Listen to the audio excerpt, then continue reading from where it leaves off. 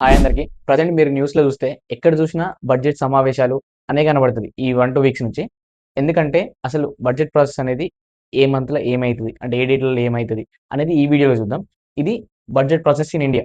ఇండియాలో ఏమైతదంటే ఫస్ట్ మనకు ఇప్పుడు న్యూస్‌లో కనబడుతది. జనవరిలో న్యూస్‌లో కనబడుతది. కానీ దాని యాక్చువల్ ప్రాసెస్ ఎప్పుడు స్టార్ట్ అయ్యేదంటే సెప్టెంబర్ నుంచి అక్టోబర్ మధ్యలోనే స్టార్ట్ అయితది. సెప్టెంబర్ నుంచి అక్టోబర్‌లో ఏమైతదంటే బడ్జెట్ సర్క్యులర్ అనేది ఇష్యూ అయితది. Budget circular issue. Next October నుంచి నవంబర్‌ల మినిస్టర్స్ వాళ్ళ ఎస్టిమేట్స్ అంటే ఇప్పుడు ఫర్ ఎగ్జాంపుల్ స్పోర్ట్స్ మినిస్టర్ ఉన్నాడనుకో, ఈసారి మన దగ్గర ఏషియా కప్ ఉన్నది. అలాంటి వాటి బడ్జెట్ వాళ్ళు సబ్మిట్ చేస్తారు.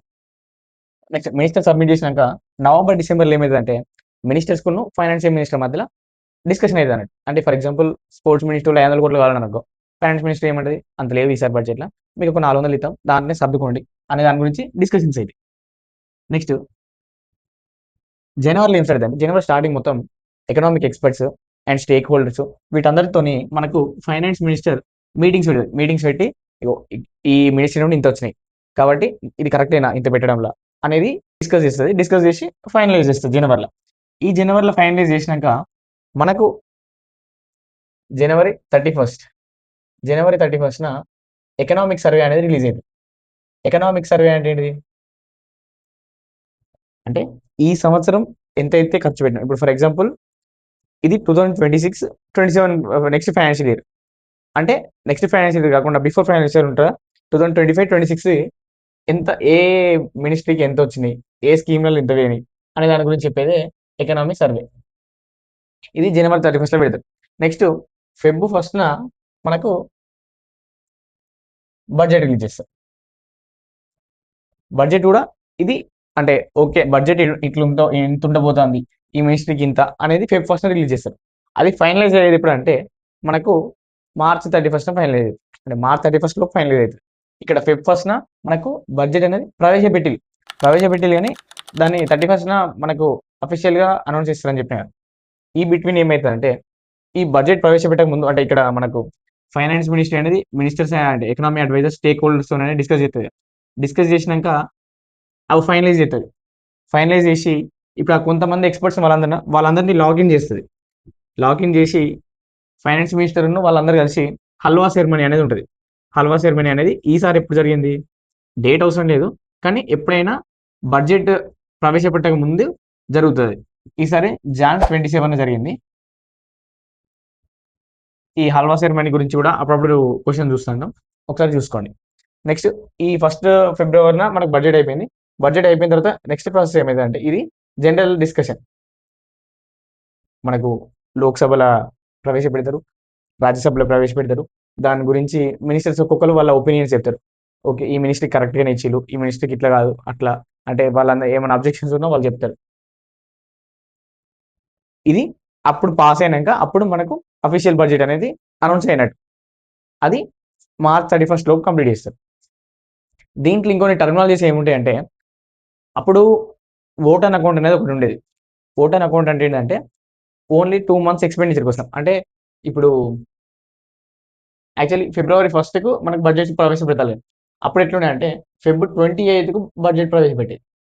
ఫెబ్ 28కి ప్రవేశపెడితే మధ్యలో ఏముండేది మార్చ్ 31 అంటే ఓన్లీ 1 మంత్ గ్యాప్ ఉండేది. ఈ 1 మంత్ గ్యాప్‌ల ఈ జనరల్ డిస్కషన్స్, ఈ లోక్‌సభ, రాజ్యసభల ఇవన్నీ జరగకపోతుండే అన్నట్టు.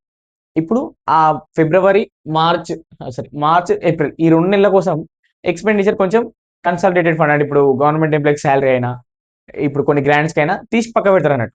దాన్ని ఓట్ అని అకౌంట్ అనేది. అది ఎంత దాటదంటే 1/6 ఆఫ్ టోటల్ బడ్జెట్ అనేది దాటదు. అది కూడా 2, 3 మంత్స్ వరకే తీసుకోవాలి అని ఉండే అప్పుడు ఓట్ అన్ అకౌంట్. ఇప్పుడు దాన్ని తీసేసిండ్రు. అసలు ఓట్ అన్ అకౌంట్ ఎందుకు అవసరం లేదని దాన్ని ఫెబ్ 28 నుంచి ఫెబ్ 1 కనే ట్రాన్స్‌ఫర్ చేసిండ్రు. నెక్స్ట్ బడ్జెట్‌లలో ఒకటే బడ్జెట్ ఉంటదా? ఇంకేమైనా బడ్జెట్ ఉంటాయా అనేది ఉంటది. బడ్జెట్ ఇప్పుడు మనం ఎవ్రీ ఇయర్ చూసేది ఫుల్ బడ్జెట్.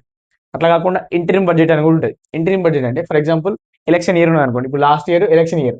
ఎలక్షన్ ఇయర్‌ల వీళ్ళు ఏం స్కీమ్స్ ఇట్లా లాంచ్ చేయొద్దు కదా! అంటే బడ్జెట్ ఇంత రిలీజ్ చేసినామని చెప్పుకోవద్దు.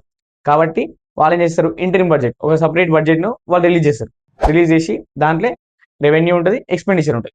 ఆ రెండిటిని పెట్టొచ్చు. ఆ ఇంటరిమ్ బడ్జెట్‌ను వాళ్ళు లాంచ్ చేస్తారన్నట్టు.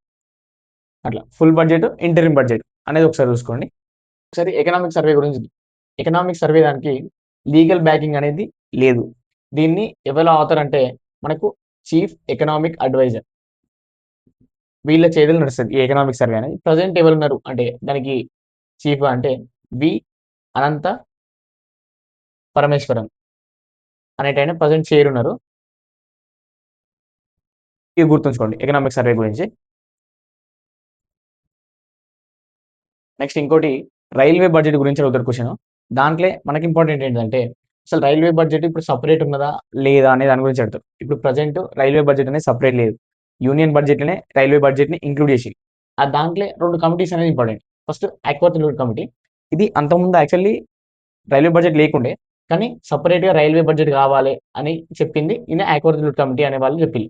నెక్స్ట్ దాన్ని 2017-18 టైంలో వివేక్ డెబ్రాయ్ అనే కమిటీ ఏం చేసిండు, అసలు రైల్వే బడ్జెట్ సపరేట్ అవసరం లేదు, మొత్తం ఒకటే యూనియన్ బడ్జెట్లో మెర్జ్ చేయండి అని చెప్పేసి వివేక్ డెబ్రాయ్ అనే కమిటీ వాళ్ళు చెప్పిళ్ళు. ఇప్పుడు ప్రజెంట్ అయితే రైల్వే బడ్జెట్ అనేది లేదు. యూనియన్ బడ్జెట్లోనే రైల్వే బడ్జెట్ ఇంక్లూడ్ అయి ఉంటుంది. మనకు బడ్జెట్ గురించి, బడ్జెట్ ప్రాసెస్ ఇండియాలో ఎట్లా జరుగుతుంది అనే దాని గురించి చూసినాం. ఇప్పుడు నెక్స్ట్ బడ్జెట్ సమావేశాలు అయితే అయినాక మనం ఒకసారి ఏ మినిస్ట్రీకి ఎంత వచ్చింది, మనకి ఎగ్జామ్ పాయింట్ ఆఫ్ వ్యూలో ఏవి ఇంపార్టెంట్ అనే దాని గురించి చూద్దాం.